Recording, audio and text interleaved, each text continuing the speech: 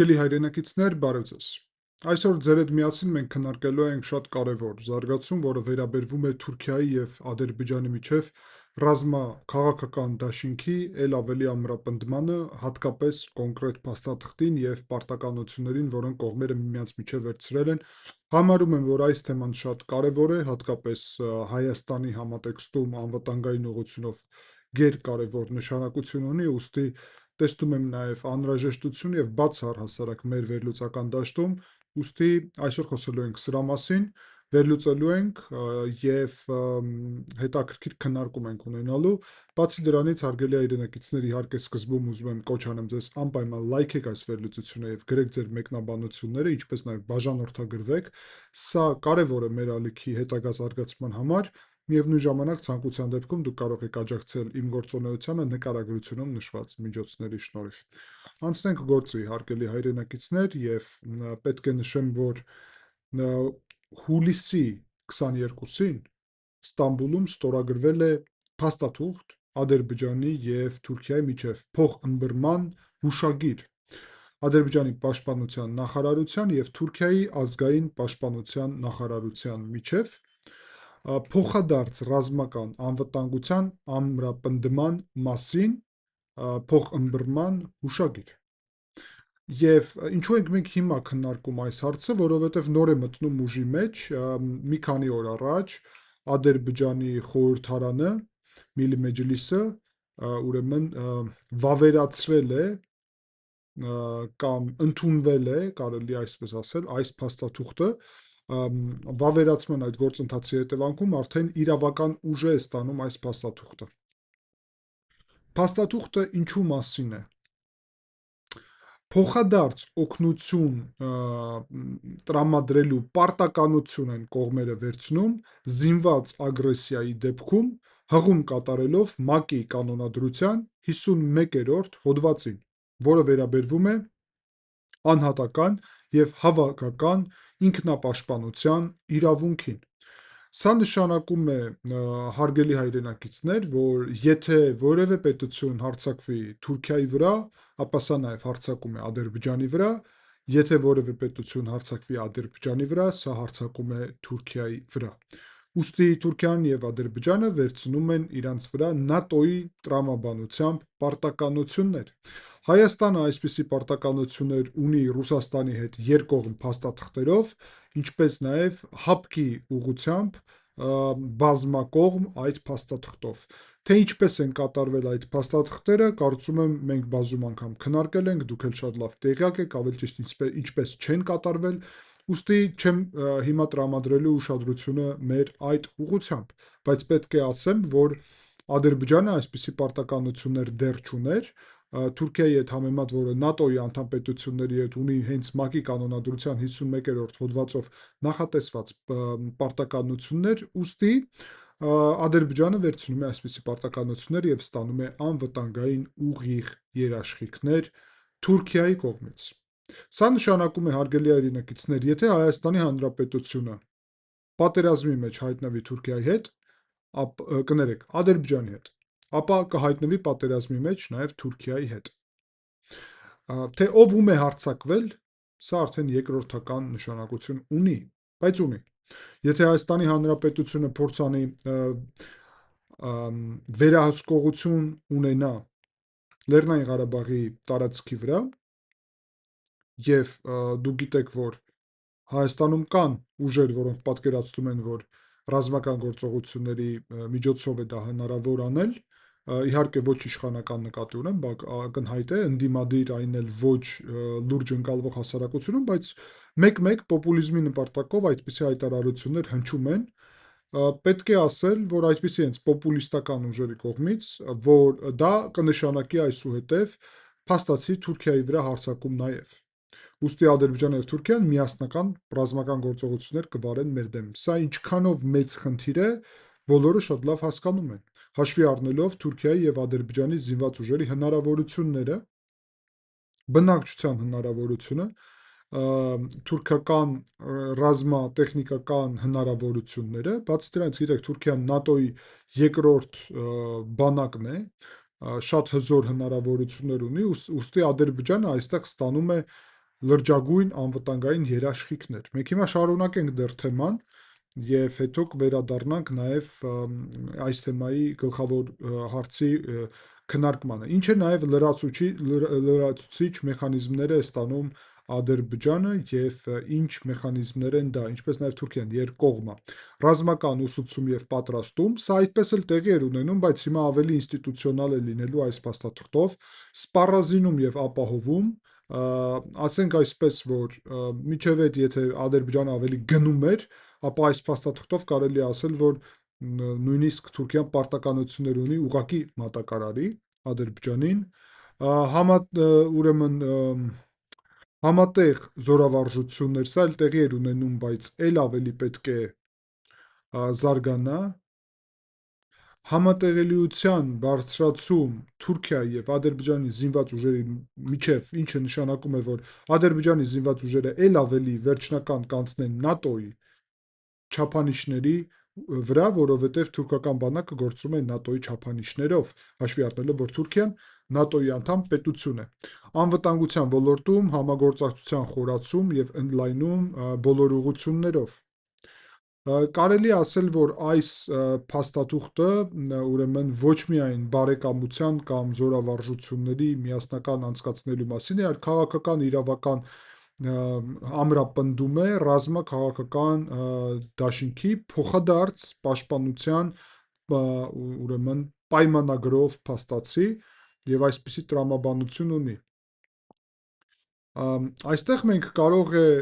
նաև հստակ ասենք, որ սա ունի կարևոր ուրեմն նշանակություն այս փաստաթուղթը կողմերի համար տարածաշրջանում նոր բալանսը պահպանելու ուղղությամբ, որովհետև ըստ Թուրքիայի սա պետք է ամրապնդի Ադրբեջանի Թուրքիայի դաշնակից լինելու կարգավիճակը վերջնական, որովհետև գիտեք, Ադրբեջանը կարելի ասել 3 ցանկության ուղի ունի։ Մեկը թուրքական է, հենց Ադրբեջանը ինչ ցանկանում է, մյուսը շիա իրանական, որտեղ որ Իրանը ունի ցանկություն, որ վերահսկի շիա Ադրբեջանը եւ նախկինում այդ տարածքը վերահսկել է, եւ երրորդը Ռուսաստանը, որը երկար ժամանակ այդ տարածքը վերահսկում էր իդեմս Սովետական Միության, միջև էլ իդեմս ռուսական կայսրության։ Ուստի 3 մեծ կայսրությունը ուզում է, որ տիրի Ադրբեջանում։ Ադրբեջանի համար պատմական հնարավորությունը նրանում է, որ հենց Թուրքիայի ուղղությամբ քայլանի, որովհետև իրանց համար էթնիկ բաղադրիչը, որ իրանք թյուրքեր են, շատ ավելի կարևոր է, քան ուրեմն կրոնական բաղադրիչը շիա եւ քան հետսովետական, չգիտեմ, ռուսալեզու լինելը խոսքին, որովհետև պարզ չի ինչ է իրանց ռուսների հետ կապում։ Բացի դրանից, Թուրքիան իհարկե պրագմատիկ է այս առումով եւ դա պետք է ուղիղ ասել, Թուրքիան դիտարկում է Ադրբեջանը եւ միշտ է դիտարկել, ուղղակի նախկինում չի կարողացել այսքան ակտիվ մտնել Հարավային Կովկաս, երբ Ռուսաստանը այստեղ ավելի ներկա էր, բայց Ռուսաստանը հետ է քաշվում Հարավային Կովկասում իր թուլության պատճառով, որի գլխավոր ուշադրության կենտրոնը ուղղված է դեպի Ուկրաինա եւ դրա հետևանքում մենք արդեն տեսանք 2020 թվականի պատերազմը եւ 23 թվականի Լեռնային Ղարաբաղի հայաթափումը, ռուսական ճակերտներում խաղաղապահ զորակազմի դուրս գալը եւ այլն, որը ցուցանիշներ են նրա, որ Ռուսաստանը տարածաշրջանից դուրս է գալի։ Զուգահեռ եւ բացահայտ կարելի է ասել, որ Թուրքիան տեսնում է, դիտարկում է Ադրբեջանը ինչպես այսպիսի կամուրջ։ Ադրբեջանի միջոցով Թուրքիան պետք է մուտք գործի դեպի Կենտրոնական Ասիայի թուրքական պետություններ՝ Ղազախստան, Ուզբեկստան, Թուրքմենստան եւ Ղրղզստան, որոնք թուրքական պետությունների միության կազմակերպության անդամներ են եւ այդ կազմակերպությունը ակտիվորեն շարունակում է զարգացումը, որի կենսական նշանակությունը հենց Թուրքիա-Ադրբեջան կապն է, որի միջոցով հետո Կասպիած ծովով արդեն կապնվում են կողմերը թուրքական այդ կենտրոնական Ասիայի պետությունների հետ կամ ինչպես Թուրքիայում հիշում եք, որ մենք վերլուծություն էինք արել նաև, անվանել են արդեն այդ շրջանը Թուրքեստան, այսինքն թուրքերի պատմական հայրենիք։ Բացի դրանից պետք է ասել, որ այս համաձայնությունը անվտանգություն է բերում Ադրբեջանին մի քանի ուղղությունով, հա։ Առաջի հերթին Հայաստանի ուղղությամբ միանգամից զսպում է ինչպես արդեն մեր տեսակետից ասացի, մե իրանց տեսակետից ասեմ, որ զսպում է Հայաստանի որևէ պոտենցիալ, այսպես ասած, պահանջները կամ ռազմատենչ քաղաքականությունը ըստ իրենց, լուծում է այդ հարցը որևէ նոր սրման Հայաստանի այդ հարաբերություններում, հաշվի առնելով Թուրքիայի այստեղ երաշխիքները դեպի Ադրբեջան, այս երաշխիքները իրականում մենք գիտենք, որ Շուշիի հռչակագրով, որը կողմերը Թուրքիան եւ Ադրբեջանը ստորագրել էին, նաեւ կար, բայց հետաքրքիր է, որ իրանք նախատեսեցին սա եւ պաշտոնական արդեն հռչակագրից անցան դեպի փաստաթուղթ, որը հիմնված է ՄԱԿ-ի կանոնադրության վրա հղում անելով։ Եվ դա ուղղակի ինստիտուցիոնալ հիմք է տալի նույն այն տրամաբանությունը, որը սկսվել է իրականում Լեռնային Ղարաբաղի պատերազմից հետո Շուշիի հռչակագրով։ Բացի դրանից, հարգելի հայրենակիցներ, պետք է ասել, որ սա իհարկե ուղղված է Ռուսաստանի եւ Իրանի ուղղությամբ, որովհետեւ սպառնալիքներ կան երկու ուղղությունով։ Ռուսաստանից մեկ-մեկ հնչում է Ադրբեջանում SVO կազմակերպելու թեման, իհարկե ոչ պաշտոնական, իհարկե հասկանալի է, որ թե ինչ ցածր մակարդակով են այս քննարկումները եւ ինչքան անլուրջ, բայց ամեն դեպքում այսպիսի հայտարարություններ հնչում են։ Ինչ վերաբերվում է Իրանին, ապա այնտեղից էլ մեկ-մեկ հնչում է Իսրայելի դաշնակից Ադրբեջանին վերականգնել, որովհետև սա իրանց պատմական տարածքներն են եւ այլն, բացի դրանից շիաներ են, որտեղ որ Իսրայելն է մտած հրեաները եւ այդ նպատակով Իրանը պետք է վերականգնի իր վերահսկողությունը այս տարածքում։ Ամեն դեպքում այսպիսի քննարկումների դեմ է ուղղված այս փաստաթուղթը եւ փաստացի 4-ից 3 հարևանի հետ Ադրբեջանը այսպիսի բալանսավորում է իր իրավիճակը։ Վրաստանի հետ էլ է իրականում բալանսավորում, որովհետև Վրաստանը սրանից հետո նաև հաշվի պետք է առնի այս ստեղծված իրավիճակը։ Բացի դրանից, սա նաև ուրեմն Ադրբեջանի դիրքերը էներգետիկ թե լոգիստիկ առումով տարածաշրջանում ամրապնդում է, ել ավելի ցույց է տալի, որ Ադրբեջանի այս ճանապարհների լոգիստիկ կապերի հետևում կանգնած է թուրքական շահը, դե մենք գիտենք դրա մասին վաղուց, բայց փաստացի եւս մեկ անգամ դրա արձանագրում է։ Բացի դրանից, իհարկե, էներգետիկ ոլորտում էլ մենք վերջերս ձեր հետ խոսել ենք թուրքական տնտեսության մասին։ Ես զարմանում եմ, որ այդքան մեծ ուշադրություն հանրությունը չդարձրեց մեր այդ վերլուծությանը։ Իրականում մենք փորձենք, սիրելի հայրենակիցներ, ոչ միայն այսպես ակտուալ եւ շատ կարեւոր թեմաների հետևել, նկատի ունեմ իմ վերլուծությունների դիտումների առումով նկատի ունեմ քանակը, այլ նաև ուսումնական նպատակներով, երբ կարող է այդքան էլ ուրեմն այսօրվա իրավիճակում այսպես կարևոր տեղեկատվություն չի այդտեղ, բայց ուսումնական առումով ոչ պակաս կարևոր է իմ պատկերացումով, երբ մենք խոսում էինք օրերս Ադրբեջանի տնտեսության եւ Թուրքիայի տնտեսության մասին, սա նշանակում է, որ մենք տեսնում ենք, թե ինչպիսի տենդենսներ են Ադրբեջանի համար էներգետիկ ոլորտը, նավթի, գազի ոլորտը մնում է շատ մեծ կարևորություն ունեցող, կախվածություն ունի Ադրբեջանը այդ ոլորտից եւ ուստի պետք է արձանագրել, որ Ադրբեջանը այդ ուղղությամբ լոգիստիկ կապերի զարգացումը Թուրքիայի հետ կենսական նշանակություն ունի, իսկ ինչ վերաբերվում է Թուրքիայի համար, ապա Թուրքիայի համար ինչպես ասացի, Ադրբեջանը ոչ միայն էներգետիկ առումով մատակարարիչ է, բայց մասամբ ավելի Ռուսաստանից է գնում Թուրքիան իրականում, այլ Թուրքիայի համար Ադրբեջանը կարևոր գործընկեր է դեպի Կենտրոնական Ասիա այս մուտքի եւ գործընթացի առումով։ Բացի դրանից պետք է այստեղ ընդգծել, որ այս փաստաթուղթը չի նշանակում միանգամից պատերազմ մտնելու հարցը, այսպես չէ, որ միանգամից որևէ մեկը եթե հարձակվի Ադրբեջանի վրա, Թուրքիան միանգամից մտնում է պատերազմի մեջ, դա ուղղակի տալիս է քաղաքական հիմքեր այն ուղղությամբ, որ այսպիսի գործընթաց լինի։ Իրականում խնդիրը լրիվ ուրիշ է։ Ես չեմ ակնկալում, որ որևէ մեկը Ադրբեջանի դեմ ռազմական գործողություններ սկսի, հարցը նրանում է, որ սա կանխում է Ռուսաստանի այդպիսի գործունեության հավանականությունը, հարգելի հայրենակիցներ, բայց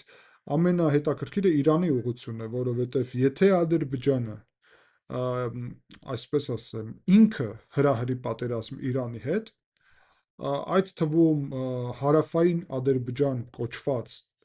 այդ տարածքի ուղղությամբ, հատկապես հաշվի առնելով, եթե Իսրայելի հետ պատերազմը տեղի ունենա, ապա այդ իրավիճակում, եթե Ադրբեջանը որևէ գործողությունների մեջ ներքաշվի, Ադրբեջանը այս փաստաթղթի հիմքով կարող է ներքաշել նաև Թուրքիային, եւ Թուրքիան եւ Ադրբեջանը կարող են ունենալ ռազմական ուրեմն միասնական գործողություններ Իրանի դեմ, հատկապես հարավային Ադրբեջան կոչված տարածքում։ Ես ձեր այդ վերլուծություններում բազում անգամ խոսել եմ նրա մասին, որ իրականում ադրբեջանցիքի համար ոչ Վրաստանի, ոչ էլ Հայաստանի տարածքները այդքան էլ ի նպաստ չեն, որովհետև massամբ առնվազն բնակված են ոչ ադրբեջանցիքով։ Հիմա հաշվի առնելով, որ այդ տարածքները Իրանում բնակված են ադրբեջանցիքով, այն էլ 20 միլիոն մոտավորապես, ապա այդ ուղղությամբ, եթե Ադրբեջանը կարողանար վերահսկողություն հաստատել այդ տարածքների վրա, ապա Թուրքիայի հետ իրական միջանցք կունենար, որը ինքը կվերահսկեր Թավրիզի ուղղությամբ եւ ոչ Հայաստանի հետ խնդիրներ պետք կլիներ, ոչ էլ Վրաստանի հետ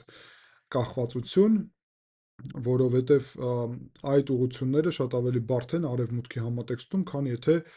ադրբեջանցիք Իրանից լքեին Իրանը եւ միանային Ադրբեջանին։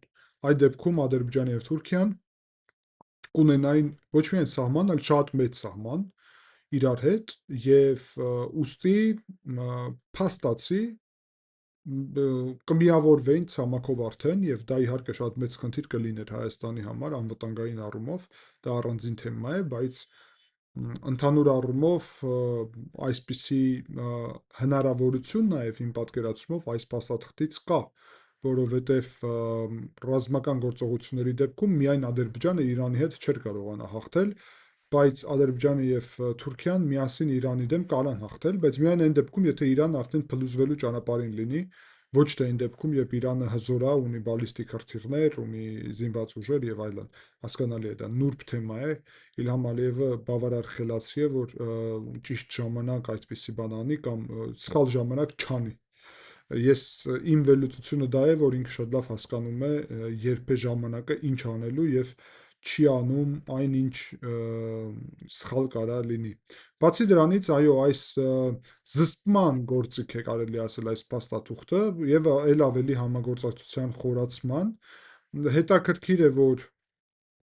փաստաթուղթը հուլիսին, որ ստորագրվել է, դեկտեմբերին ընդունվեց, կես տարի է մոտավորապես անցել, եւ մենք նաեւ պետք է նայենք, որ թուրքական կողմը նաև պետք է ընդունի այս փաստաթուղթը, դրա մասին դեռ որևէ այսպիսի հստակ փաստաթղթեր չկան, հստակ հետևանքներ դեռ չկա, եւ կարծում եմ, որ այս թեման շատ կարևոր է մեր համար։ Ինչու, որովհետև մենք պետք է արդեն հաշվի առնենք Թուրքիայի եւ Ադրբեջանի այսպիսի մոտեցումը եւ այն բոլոր մարդիկ, ով ասում են, որ Հայաստանը պետք է Ռուսաստանի եւ Իրանի հետ միասին դաշինքի մեջ հայտնվի, առաջերտին պետք է քարտեզին նայի։ Ռուսաստանը չունի սահման Հայաստանի հետ, Ռուսաստանը Ադրբեջանի հետ ունի սահման եւ մենք ձեր հետ միասին հաջորդ վերլուծությունում կխոսենք Ռուսաստան-Ադրբեջան հարաբերությունների արդեն լուրջ խնդիրների մասին եւ ում է սպառնում, դա էլ հետաքրքիր թեմա է, բայց Իրանը մեր հետ ունի սահման, բայց այդտեղ բնակվում է 20 միլիոն ադրբեջանցի։ Եվ պարսիկները իրականում հեռու են բնակվում Մեղրիից։ Ուստի զուտ եթե մենք վերլուծում ենք ձեր հետ միասին, ապա պետք է հասկանանք, որ այդպիսի գործողությունները այն դեպքում, որ մեր սահմանների մեծ մասը Թուրքիայի եւ Ադրբեջանի հետ է, ամբողջ արևելյան եւ արևմտյան սահմանը թուրքերի հետ է, հարավում էլ 20 միլիոն թուրք է ապրում, հյուսիսում էլ Սամցխե Ջավախեթից, Ջավախքից բացի մնացած հատվածում Մարնեուլիով եկող երկու ճանապարհով թուրքեր են ապրում, չեմ մտածում, որ հետաքրքիր գաղափար է, այդպես չեմ մտածում, Ռուսաստանի եւ Պարսկաստանի Իրանի հետ հայտնվել դաշինքում արևմուտքի դեմ զուգահեռ դրա տալ հիմքեր ամենախոշոր երկու հարևանին մեր դեմ պատերազմ վարեն, որից մեծ հավանականությամբ նույն Իրանը պարտված կլինի, եթե Թուրքիա-Ադրբեջանը դեմը պատերազմ վարեն, իսկ Ռուսաստանը հարավային Կովկասում ուղղակի փաստացի ներկա չի, Գյումրի ռազմակայանը եւ Աբխազիայում, հարավային Օսիայում, այստեղ այդ Վրաստանում դա առհասարակ լուրջ չի, իրանց քանակը չի համապատասխանում նրան, որ այստեղ լուրջ ռազմական գործողություններ վարեն, ապա մենք նախօրոք գիտենք, որ պարտվելու ենք եւ դրա մեջ մտնելու ենք կործանելու մեր ազգը եւ պետությունը։ Ով են դա առաջարկում? Ռուսաստանցի գործակալները։ Բացի այդ, ռուսական գործակալները։ Մի մասը Մոսկվայում նստած գործակալները, մյուս մասը Երևանում նստած գործակալները, որ կարծես մենք պետքա միավորվենք Պարսկաստանի եւ Ռուսաստանի հետ։ Մենք պետքա բալանսավորենք այս իրավիճակում մեր շահերը, միևնույն ժամանակ չթշնամանանք Ադրբեջանի եւ Թուրքիայի հետ, բայց կարողանանք շահեր քաղել։ Հարգելի հայրենակիցներ, վերջի երկու թեմայում, որը մենք քննարկեցինք, այս եռակողմ նոր դաշինքը Իսրայել, Հունաստան, Կիպրոս, կարծում եմ մի մասը առնվազն ձեր ճիշտ չընկալեց իմ ասածը։ Ես որևէ տեղ այդտեղ չեմ նշել, որ մենք պետքա միանանք եւ քառակողմ դառնա այդ դաշինքը։ Ես դրա մասին չեմ ասել, որովհետեւ դա լրիվ ուրիշ ձևաչափ է, եւ մենք նաեւ այդ շատերը գրեցին մեկնաբանություններում, որ Թուրքիայի, Ադրբեջանի հետ չպետք է թշնամանանք։ Ես համամիտ եմ, ոչ միայն համամիտ եմ, ես էլ եմ այդպես կարծում, եւ իմ ասած ուրիշ բանի մասին էր։ Մենք Հունաստանի եւ Կիպրոսի հետ այնպես էլ ունենք շատ մոտ ռազմատեխնիկական հարաբերություններ տարբեր հարցերում, կարող ենք խորացնել, որովհետև հայտնվում է ընդհանուր սպառնալիք։ Երկրորդը, այդ երկու պետության հետ քաղաքական առումով մոտ ենք։ Հիմա իրանք մոտեցել են Իսրայելի հետ։ Իրանք կարող են մեզ լավ միջնորդ լինեն, որ մենք էլ մոտենանք Իսրայելի հետ։ Հիմա ինչներիս է պետք Իսրայելի հետ մոտենալը, որովհետև եթե Իսրայելը տեսնում է Թուրքիային ինչպես սպառնալիք, իսկ Ադրբեջանը այս փաստաթղթով, հարգելի հայրենակիցներ, դառնում է Թուրքիայի դաշնակիցը։ Հիմա եթե Թուրքիան ու Իսրայելը պատերազմի մեջ հայտնվեն, Ադրբեջանը ում կողմից է պատերազմ անելու։ Շատ հետաքրքիր է, եթե Իսրայելը հարձակվի Թուրքիայի վրա կամ Թուրքիան Իսրայելի վրա վերջում Իսրայելը պատասխանի, ապա ստացվում է Ադրբեջանը պետք է պատերազմ անի Թուրքիայի հետ միասին Իսրայելի դեմ։ Սա շատ հետաքրքիր է, որովհետև Ադրբեջանը Իսրայելի մատակարարիչներից մեկն է, նավթի եւ առհասարակ շատ ոլորտերում համագործակցություն ունեն։ Իսրայելը զենքի մատակարարիչ է դեպի Ադրբեջան եւ հարցը շատ լուրջ է, շատ լուրջ։ Ոնց են բալանսավորելու։ Ադրբեջանը ի վերջո պետք է ընտրի Թուրքիա թե Իսրայել, որովհետև Թուրքիան եւ Իսրայելը հայտնվելու են պատերազմական գործողությունների մեջ, եթե այսպիսի լարվածությունը շարունակվի, եթե հայտնվեն, ոնց է ընտրելու Իլհամ Ալիևը, ոնց է ընտրելու Ադրբեջանի պետությունը, ում կողմը լինել։ Չեզոք լինելը Թուրքիայի հանդեպ դավաճանություն է լինելու։ Թուրքիայում այնպես էլ դժգոհություն կա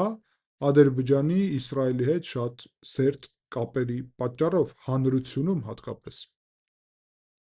Հիմա մենք խոսում ենք նրա մասին, որ մենք կարանք օգտագործել այս հնարավորությունը Իսրայելի հետ էլ ավելի մոտեցնելու մեր հարաբերությունները, ինչ նպատակով։ Կոնկրետ նպատակով իսրայելական զենքը աշխարհում ամենալավ զենքն է, թուրքական զենքի ուղղությամբ մեզ հնարավորություն կտա ավելի լավ պաշտպանելու մեր սեփական պետությունը եւ անվտանգությունը, ուստի իսրայելական կողմի հետ ռազմատեխնիկական համագործակցությունը պետք է լինի օրակարգում, այսինքն այս եռակողմ դաշինքի հետ ոչ թե մենք միանալու մասն ենք խոսում, մենք իրանց հետ համագործակցելու մասին ենք խոսում, ինչպես առանձին, այդպես էլ դաշինքով։ Առանձին եւս մեկ անգամ Կիպրոս Հունաստանի հետ հիանալի հարաբերություններ ունենք, Իսրայելի հետ բարելավում ենք, բայց ընդհանուր առումով հնարավոր է, որ ինչպես դաշինք մենք իրանց հետ նաեւ համագործակցություն ձևավորենք, դա հատկապես կարա դրական լինի, եթե Իսրայելում արդեն սկսեն այս փաստաթղթից հետո նաեւ Ադրբեջանի վրա ել ավելի մեծ կասկածով նայել, որովհետև կասկածի պատճառներ իրականում կան եւ մենք ձեր հետ միասին նոր դրա մասին ենք խոսում, որ տարբեր այսպիսի կասկածի հնարավորություններ կան, որովհետև եթե միասնական փաստաթուղթ ունեն Թուրքիան եւ Ադրբեջանը, ապա Իսրայելը, որը բացահայտ ասում է, որ Թուրքիան սպառնալիք է, այդ Իսրայելը չի կարող Ադրբեջանին չընկալի ինչպես հնարավոր հավանական սպառնալիք ինչ-որ հարցերում։ Շնորհակալ եմ ուշադրության համար, հարգելի հայրենակիցներ, կշարունակենք մեր հետաքրքիր քննարկումները, կհանդիպենք